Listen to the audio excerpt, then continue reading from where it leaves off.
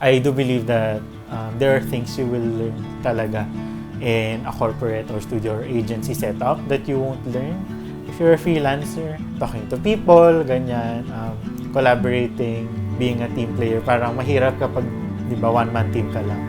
Parang doon mo madidiscover yung mga other strengths mo. And I think it really adds value to my creative output as well.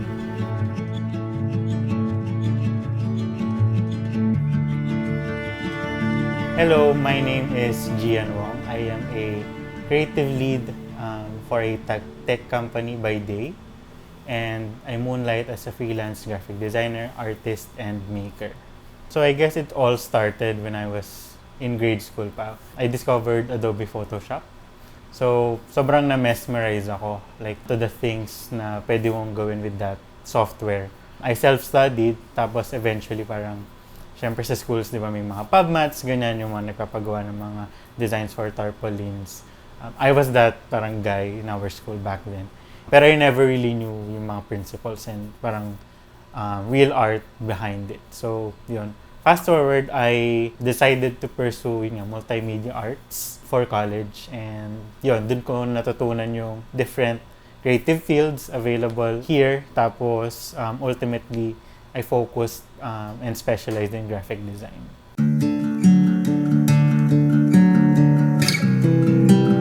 I think kahit nung, like, for example, nung high school pa, of course, it was a process of self-discovery din. Like, di naman din ako ma-colorful. Favorite color ko lang nun was red. I really didn't have that identity coming into college. Hindi ko alam yung gusto ko or yung parang ano ba rin yung gusto kong gawin, like, after college. So I tried a lot, like nag-digital painting ako, yung mga very street vector styles ginawa ko din. Mga black and white drawings, I've tried. Ink, ginagamit ko rin before. So there's a lot talaga that I parang exposed myself into. I guess as I started to create more and more, parang doon ko na-discover na I have this inclination towards parang having more color.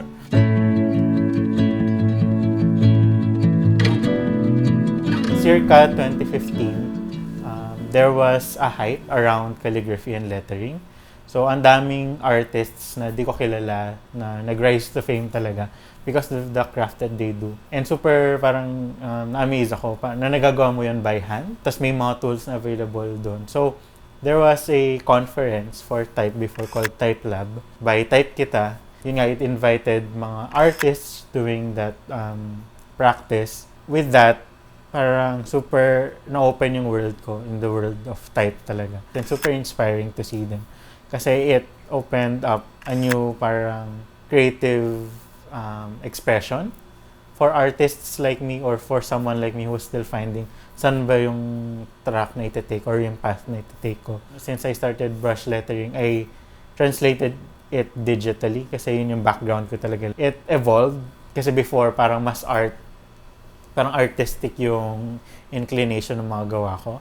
More of expression talaga, mga quotes, ganyan. Pero I started parang shifting to a more design inclination. Designing using type.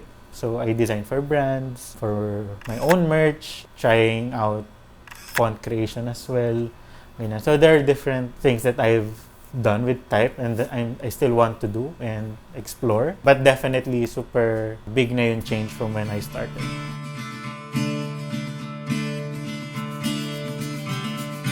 Parang I realized na what is something that I can do pa with parang this craft. So I was lucky enough na may nagtap sa akin before na like magazine, Southern Living magazine, to create like parang editorial art for one of the articles they have in their magazine. Sa US siya, and then yung brief was hand-lettered lang, which was my style.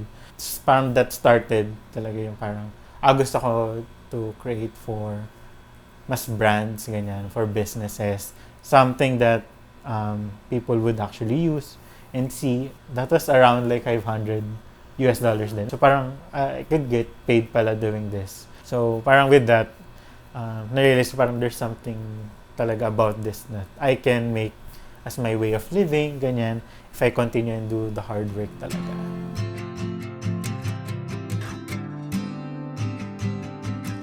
So I guess it's about exposing yourself to different creative fields.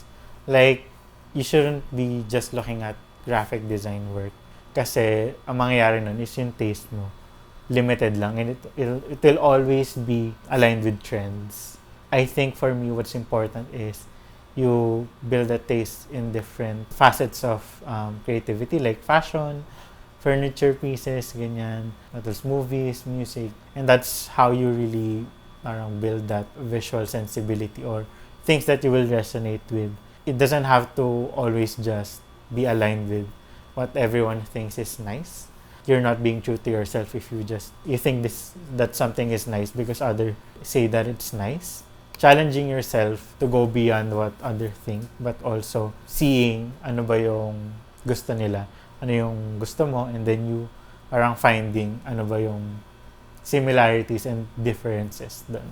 Making sure that whatever I do or whenever I create something, it comes from a place of like honesty or authenticity, something that is based on how I see the world, or yung it's from my lens talaga, and not informed by other things.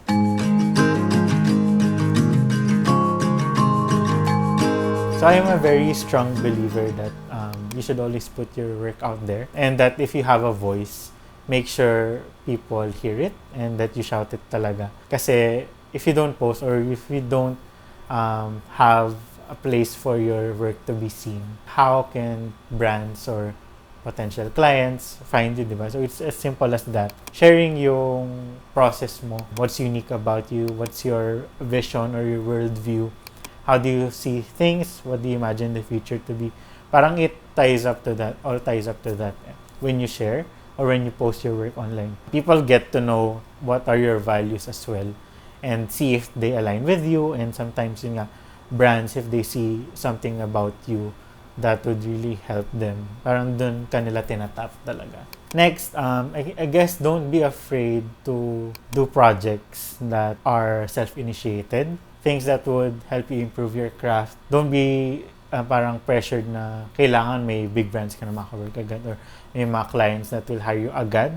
Parang at day one, that doesn't happen. Usually at day one, you create a mock project, you redesign something, for example, for a brand, na for you lang, ganyan. Pero you share your work pa rin.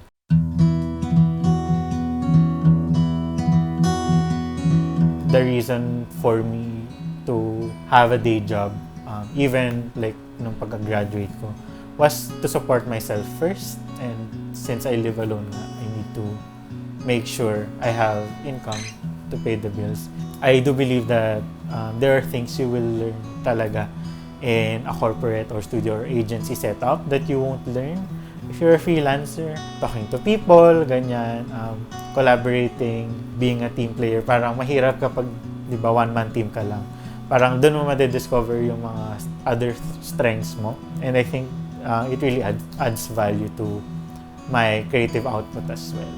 To be honest, before, when I started out, or like no fresh grad ako, super hirap like to juggle, kasi parang ang mindset ko nun was to get everything I can. Talagang kaya ko pa mag all-nighter as in I sleep usually 2 a.m., 3 a.m. then I have a day job na 9 a.m. ganun. So it was hard kasi sometimes I overcommit, parang I get too much and then I drain myself, I burn out myself. I guess one of the things that I've learned talaga as I navigate yung creative journey ko was being transparent and sharing your capacity din dun sa prospective client. Kasi parang I think if the client really wants to work with you, parang they can make the adjustment. Parang they have more resources talaga for that versus you. That's why I make sure that if I take the project, I have the time for it. Make sure I have the capacity and resources available. I guess it comes with having a day job. If you have a day job, parang kaya kong tumanggi kasi. Yun nga, hindi naman ako mawawalan din ng sobra.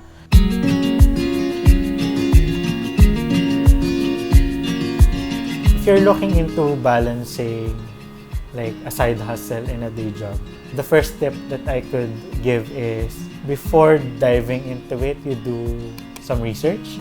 Ask your friends, ganyan, list the pros and cons because not everyone thrives in a corporate with your agency set up.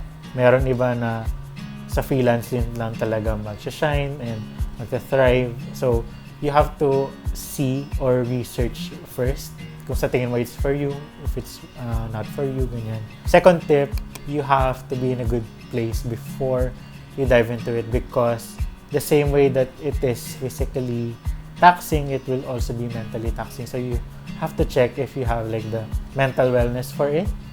Since you'll be spending double the time to do the work, you have to really check if you're ready for that. It's basically about time management, knowing your capacity, how long it takes you to create something, your availability. If you know that, you have awareness of that, you can really manage it naman, and it's something that you can work on. Look for a company that allows or values work-life balance, like a company that won't overwork you, like ask around if madalas ba yung OTs, ganyan. They always request work beyond the shift. Because if ganon, you really can't like have some time for your side hustle.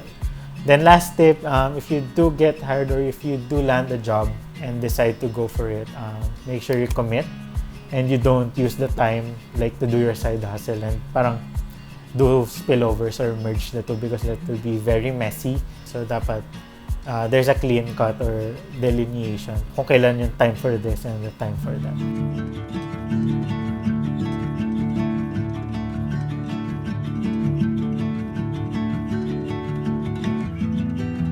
It's good that I have both because when I get too constrained with my day job, I have a creative outlet.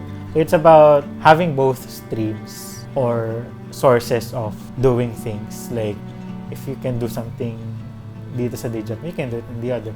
And the same way, if you can do it in your side hustle, you can do it in your day job. And you know, there are different learnings, experiences in both sides. So for me, that is very helpful and valuable to myself.